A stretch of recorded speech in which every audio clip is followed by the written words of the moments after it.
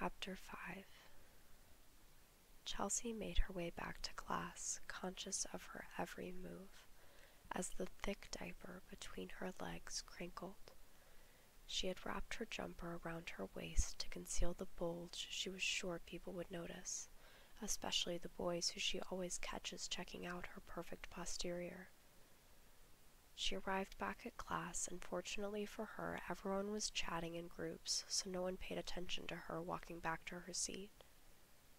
She felt the diaper crinkle loudly as she sat on her chair. After a while, Mrs. Cole asked everyone to return to their seats, and things were now much quieter. Chelsea tried her best to stay still, to try and stop any noise from the diaper being heard. Mrs. Cole was teaching some algebra. She had written some equations on the board which she wanted volunteers to answer. She looked around the class and no one volunteered. She then said, "Chelsea, how about you? You've been unusually quiet today. You can come up to the board and complete the question." "I'd rather not, miss," she replied. "Come on, Chelsea, you're not getting away with it that easily. Up you get." She stood up slowly and made her way to the front of the class with everyone watching her. She could hear the diaper with every step she made and was just praying that no one else could notice the crinkling. She completed one question, and then Mrs. Cole said, "Seeing as you're already up here and no one else volunteered, you can do the other question as well." This was a problem because it was right at the top of the board and meant she would have to stretch, which could expose her diaper. She did as the teacher asked and completed the question standing on her tiptoes when someone shouted out, "Nice granny panties, Chels." Chelsea felt herself going bright red as she turned around and quickly pulled her yoga pants up over the diaper. There were a few sniggers from around the class, but nothing more was said as she gave the boy a mean stare. The teacher told her to go and sit back at her desk. Chelsea was extremely thankful to be back at her desk, where she realized how fortunate she had been for her diaper secret not to have been exposed. She figured that only the thin plastic edging of the diaper must have been on show, which would have looked like loose-fitting panties. She was extremely relieved to have got back to her chair, and also very lucky that her diaper hadn't been more exposed, or people would have thought she was wearing more than just uncool panties. At the end of class, Mrs. Cole told the class that there would be a residential field trip next week. Everyone was really excited about the trip. She gave everyone their permission slips and dismissed the class. Chelsea managed to get through the rest of the day safely, except for wetting her diaper in the afternoon break, as she couldn't risk untaping it in the toilets and being discovered. It was the end of the day, and she met up with Tina to wait for their mom to pick them up from school. Chelsea was ultra careful not to let her sister realize she was diapered. When they got in the car, Tina made a comment that it smelled of pee.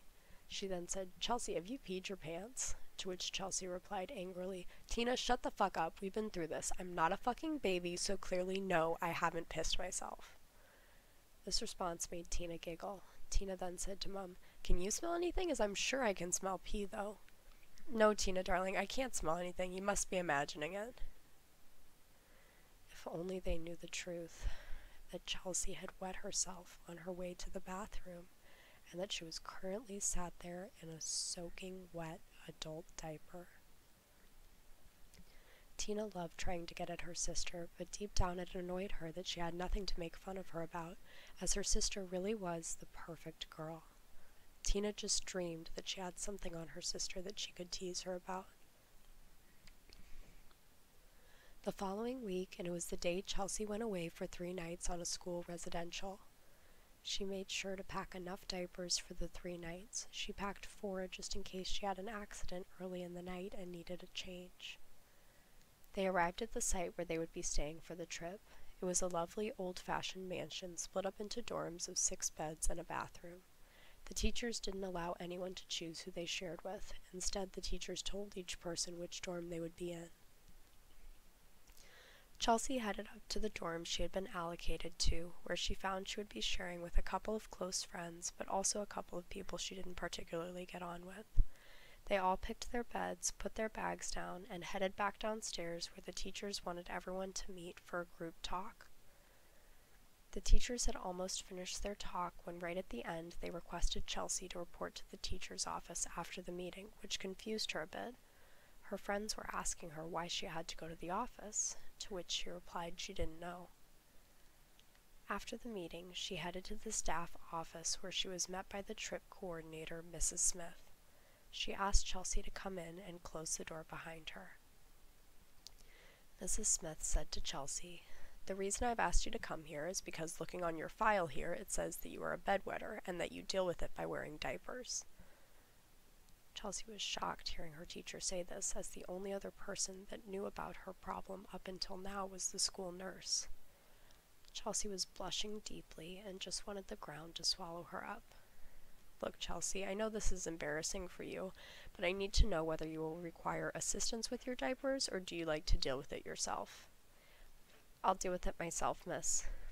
"Okay, that's understandable, but you know where you are if you have any problems." "Thanks, miss." With that, she headed up to her dorm to meet with her friends, where she was asked why she had to go to the teacher's office, to which she replied that she said something to one of the other teachers that Mrs. Smith wasn't very happy about. She was thinking about the file that Mrs. Smith held up that concealed her diaper secret. She had a whole pile of paperback files on each student. Chelsea wondered what she might discover if she could manage to get her hands on them.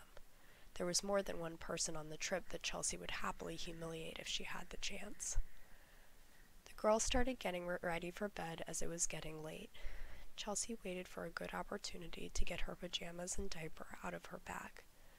She did the same thing as she would do at home, which was to conceal the diaper by wrapping her pajamas around it.